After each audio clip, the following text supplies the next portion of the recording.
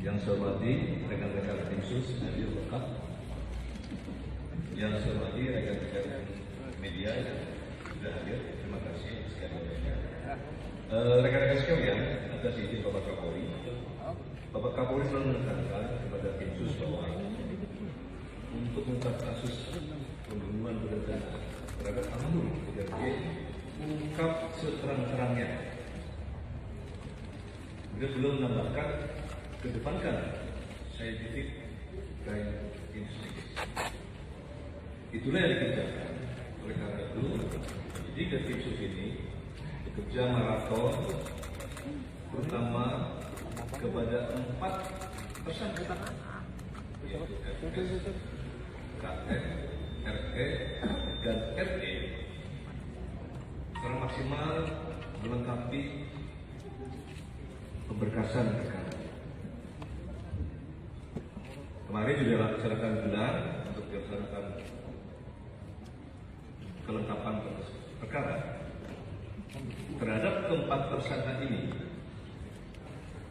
penyidik insya Allah selesai ini akan menyerahkan berkas perkara 4 tersangka tersebut kepada kejaksaan selaku JP, jaksa penuntut.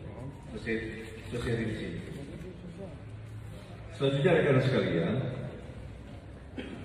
tim sus khususnya dalam pemeriksaan khusus per hari ini kita telah melaksanakan pemeriksaan khusus terhadap anggota kita sebanyak 83 orang. Kemudian yang sudah direkomendasi untuk penempatan khusus sebanyak 35 orang yang sudah direkomendasikan. Yang sudah melaksanakan paksus, yang sudah ditempatkan khusus sebanyak 18, tapi berkurang 3. Berkurang 3 yaitu 1 FS yang sudah jadi tersangka, RR juga sudah jadi tersangka, dan RE yang sudah menjadi tersangka. Kemudian rekan-rekan sekalian, dari personil yang sudah dipaksuskan ada 15 orang, penyidik melakukan pemeriksaan mendalam, maka terdapat 6 orang dari hasil pemeriksaan yang patut diduga melakukan tindak pidana, yaitu obstruction of justice, menghalangi penyidikan. Oleh karena itu, dalam waktu dekat, saya ulangi namanya, tentu 1 FS, kedua BJP AK, yang ketiga KBP ANT, yang keempat AKBP AR, yang kelima Kompol BB, dan yang keenam Kompol CP. Kalau FS itu juga, dan yang kelima yang sudah dipaksuskan ini dalam waktu dekat juga akan kita limpahkan ke penyidik. Nanti secara teknis saya tidak menjelaskan persangka pasalnya, saya kira nanti teknisnya. Oleh karena itu nanti akan dilakukan ditingkatkan penyidikan lebih lanjut, nanti akan dijelaskan oleh Pak Rizky. Rekan-rekan sekalian, penyidik juga telah melaksanakan pemeriksaan mendalam dengan scientific crime investigation, termasuk dengan alat bukti yang ada, dan sudah dilakukan gelar perkara. Maka penyidik telah menetapkan saudari PC sebagai tersangka. Nah, nanti untuk prasangka pasalnya nanti sudah di penyidik yang akan menjelaskan. Selanjutnya rekan sekalian, penyidik juga akan melakukan gabungan. Kemudian rekan-rekan juga mendengar ada 2 laporan polisi yang sudah dihentikan oleh Baris. Maka sudah menjadi tanggung jawab tim sus gabungan yang terdiri dari Irwasum, Kabar Eskrim, dan Propam akan melaksanakan audit investigasi terhadap 2 laporan polisi yang diterbitkan oleh Polres Jakarta Selatan. Ini sudah berjalan. Tentu hasilnya nanti berikutnya.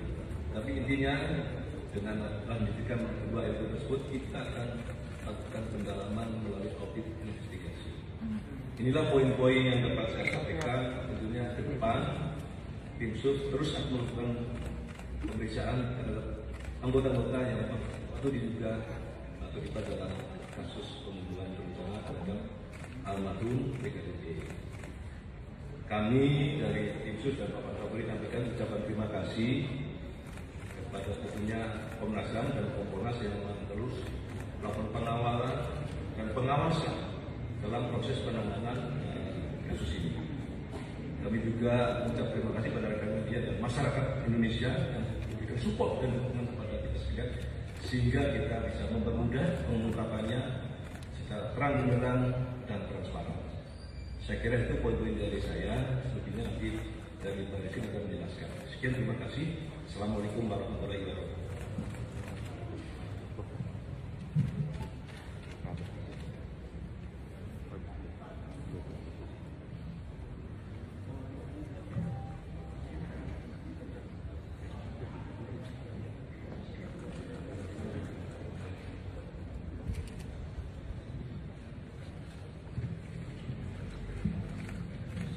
Selamat siang teman-teman media yang kami hormati Pak Ketua Tim, Bapak Irwasum, dan seluruh anggota tim. Atas izin beliau, saya menyampaikan secara langsung terkait dengan hasil perkembangan penyidikan kasus pembunuhan berencana terhadap Brigadir Joshua. Dari serangkaian proses penyidikan yang telah dilakukan sampai dengan hari ini, penyidik telah melakukan pemeriksaan sebanyak 52 orang saksi, termasuk di dalamnya adalah ahli terkait dengan DNA, balistik metalurgi, ahli kedokteran forensik, termasuk analis digital dan inafis. Kemudian termasuk melakukan penyitaan sejumlah barang bukti. Nah, perlu saya sampaikan kepada rekan-rekan media, alhamdulillah CCTV yang sangat vital yang menggambarkan situasi sebelum, sesaat dan setelah kejadian di Duren 3 itu berhasil kami temukan. Dengan sejumlah tindakan penyidik.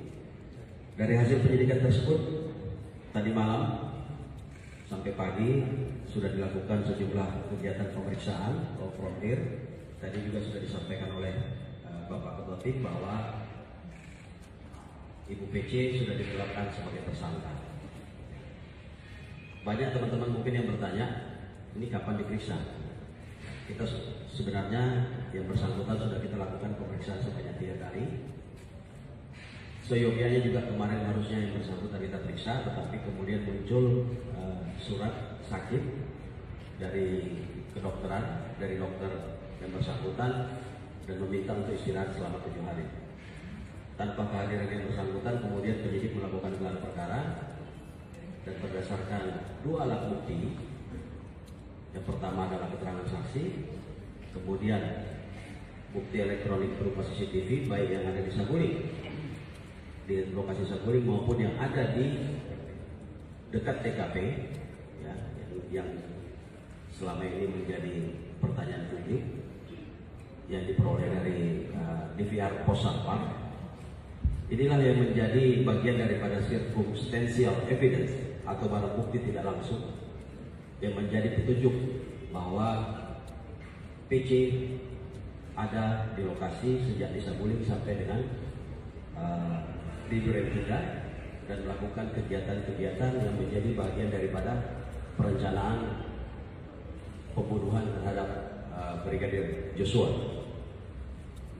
Selanjutnya juga pada kesempatan hari ini kami sampaikan kepada rekan-rekan media bahwa 4 berkas perkara tersangka sebelumnya, yaitu Saudara RS, Saudara RR, Saudara RE, dan Saudara KM, hari ini akan kita laksanakan pelimpahan ke kejaksaan atau tahap 1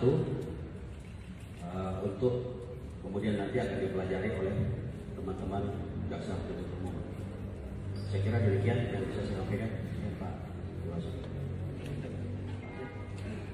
Baik, kami mohon Direktur Cyber untuk bisa menjelaskan singkat tentang ke-6 personil yang melakukan tindakan obstruction of justice yang menghalangi pendidikan.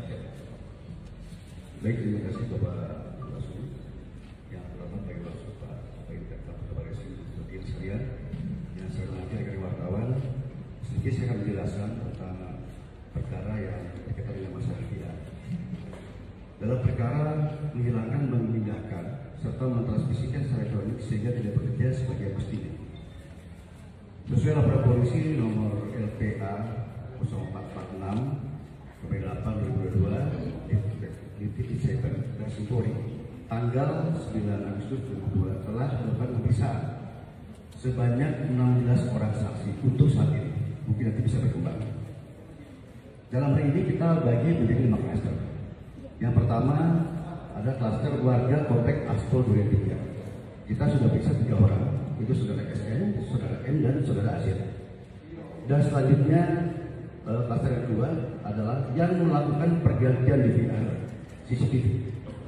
Kita sudah melakukan pemeriksaan sebagai saksi sebanyak 4 orang, yaitu saudara F, AKP IW, AKBP AC, dan Populator. Dan klaster yang ketiga adalah melakukan pemindahan, transmisi, dan melakukan pengusahaan. Yaitu ada 3 orang sebagai pemeriksaan. Yang pertama Kompol BW, Kompol CP, dan AKBP AR. Dan yang keempat, klaster keempat adalah yang menyuruh melakukan, baik itu memindahkan dan perbuatan lainnya, yaitu IJNFS, BJP, HK, dan juga HBP AR. Dan klaster yang kelima perlu saya sampaikan adalah ada 4 yang terpisah. Yang pertama AKPDA, AKPRS, AKBP RRS, dan Blika DR.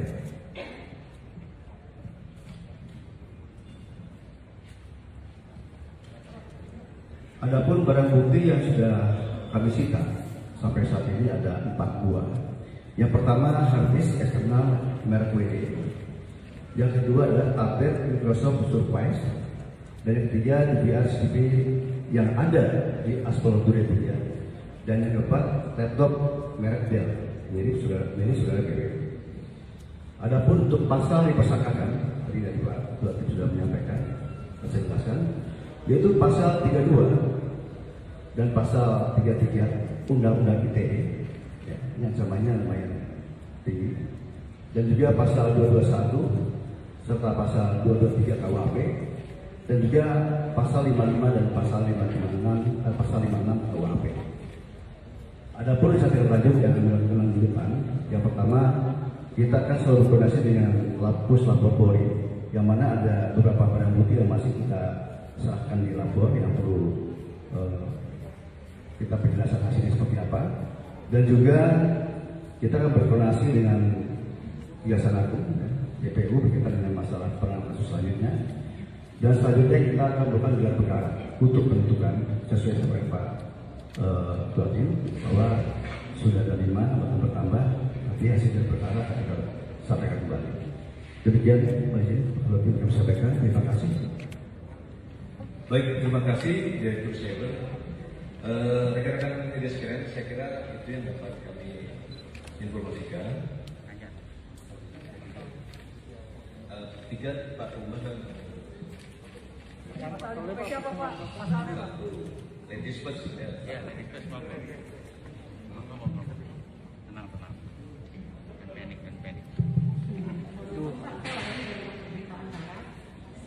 Dan panik.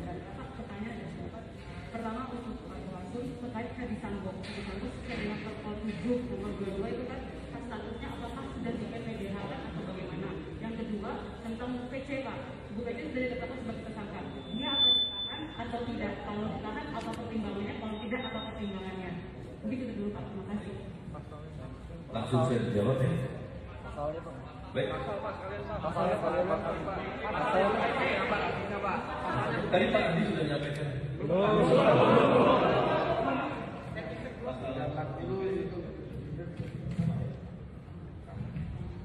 Jadi pasal yang kami persangkakan terhadap saudari PC itu adalah pasal 30. Surat lagi pasal 340, subsidiar 338.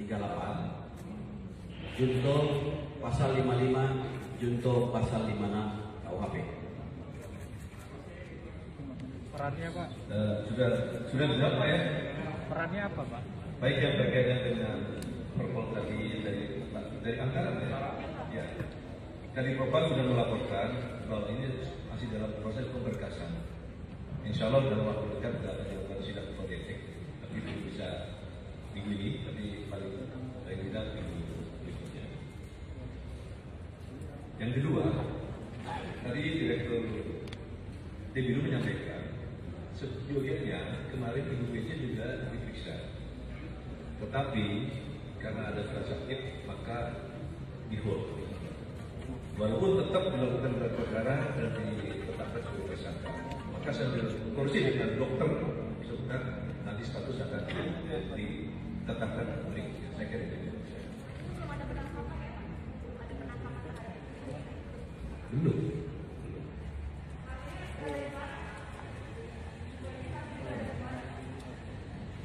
Di rumah. Cukup? Pak. Nanti selanjutnya Pak. Baik, terima kasih. Assalamualaikum.